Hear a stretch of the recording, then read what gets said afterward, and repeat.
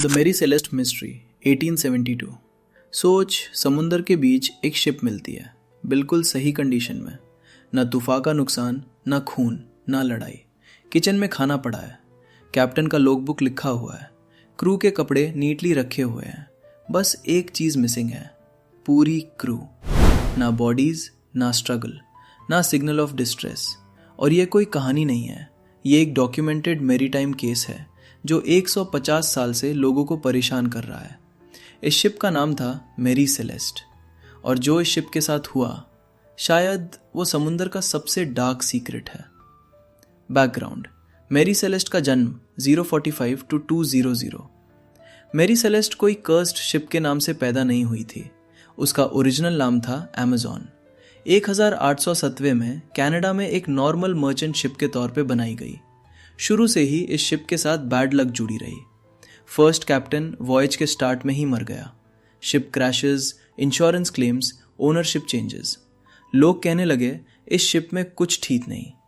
बाद में शिप का नाम बदलकर मेरी सेलेस्ट रखा गया। सोचा गया नाम बदलने से बैड लक खत्म हो जाएगा, पर समुंदर नाम नहीं भूलता। Captain Benjamin Briggs, 2 o'clock to 3 o'clock। Captain Benjamin Briggs, experienced, religious, disciplined seller. कोई ड्रंकर्ड नहीं, कोई गैम्बलर नहीं, प्योर फैमिली मैन। इस वॉयज पर वो अपनी वाइफ सारा ब्रिग्स और 2 साल की बेटी सोफिया को भी साथ ले जा रहा था। ये इंपॉर्टेंट है क्योंकि जो आदमी अपनी फैमिली को साथ ले जाता है वो सुइसाइड मिशन पे नहीं होता।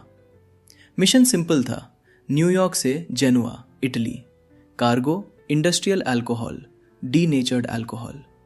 डिपार्चर: सब कुछ नॉर्मल, 3 o'clock to 4:30, 7 नवंबर 1872। मेरी सेलेस्ट न्यूयॉर्क से निकलती है। क्रू टोटल 10 लोग। कैप्टन, कैप्टन की wife and daughter, 7 experienced sailors. Weather reports normal, ship condition perfect, crew morale stable. किसी भी ऑफिशियल रिकॉर्ड में कोई फाइट, प्रॉब्लम या पैनिक नहीं लिखा, और यहीं से मिस्ट्री शुरू होती है। लास्ट लॉगबुक एंट्री 4 बजे 30 मिनट से 5 बजे 30 मिनट तक। शिप का last logbook entry dated 25 November 1872। Location: Azores islands के पास। एंट्री बिल्कुल नॉर्मल है, no storm mentioned, no emergency, no fear. और इसके बाद साइलेंस। ना नेक्स्ट एंट्री, ना डिस्ट्रेस सिग्नल, ना फ्लेयर, बस खाली समुंदर। Discovery: ghost ship, 5:30 to 6:45, 4 December 1870-20। एक और ship Dei Gratia Atlantic Ocean में सेल कर रही थी। क्रू ने डिस्टेंस पे एक शिप देखी जो जिगजैग में चल रही थी। सेल्स अजीब एंगल पे थे, कोई रिस्पॉन्स नहीं आ रहा था। जब पास गए, नाम पढ़ा, मेरी सेलेस्ट। बोर्डिंग टीम शिप पे चढ़ी और जो देखा उसने मैरीटाइम हिस्ट्री हिला दी। शिप की हालात: 4 बजे 40 मिनट से 8 मिनट। मेरी सेलेस्ट बिल्कुल फ्लोटिंग कंडीशन में, फूड और फ्रेश वाटर मंथ्स के लिए इनफ। कार्गो इंटैक्ट, क्रू के पर्सनल आइटम्स अनटच्ड। कैप्टन का बेड बना हुआ, बच्ची के टॉयज कैबिन में। कोई ब्लड नहीं, कोई स्ट्रगल नहीं, कोई फाइट नहीं, बस एक चीज मिसिंग थी, लाइफ बोट।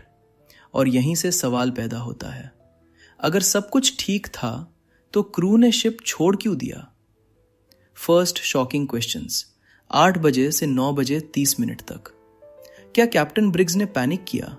क्या कोई इनविजिबल डेंजर था? क्या अल्कोहल फ्यूम्स ने दिमाग खराब कर दिया? या कोई चीज थी जो हम आज भी समझ नहीं पाए? और याद रख, कैप्टन अपनी वाइफ और 2 साल की बेटी को लाइफ बोट में ले जाकर समुंदर में नहीं छोड़ता जब तक सिचुएशन एक्सट्रीम ना हो। तो आखिर ऐसी कौन सी एक्सट्रीम चीज हुई?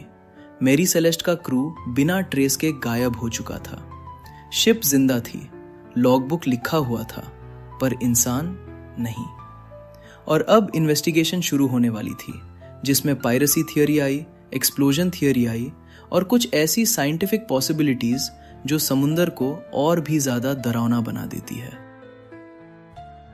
Most likely scenario: alcohol fumes, perceived explosion risk, temporary abandonment, rope failure, crew lost at sea.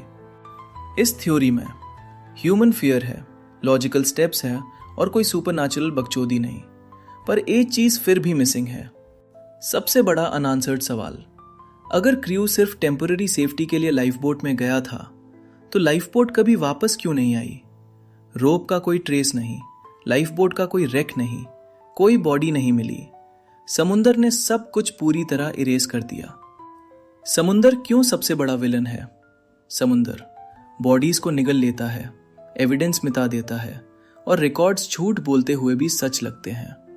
Mary Celeste का केस हमें यह सिखाता है, हर मिस्ट्री का आंसर होता है पर हर आंसर मिलता नहीं। Ending, silent horror. Mary Celeste आज भी हिस्ट्री बुक्स में जिंदा है। कोई स्क्रीम नहीं, कोई वार्निंग नहीं, बस एक खाली शिप और पूरी क्रू का इरेज हो जाना। और शायद ये कोई कर्स नहीं था, कोई मॉन्स्टर नहीं था, शायद ये बस ह्यूमन फियर प्लस समुंदर की पावर का कोलिजन था। पर जब भी कोई शिप ओपन सी में अकेले सेल करती है, मैरी सेलेस्ट का नाम अब भी सेलर्स के दिमाग में घूम जाता है। समुंदर हमेशा सच छुपा लेता है और मैरी सेलेस्ट इसका सबसे परफेक्ट प्रूफ है।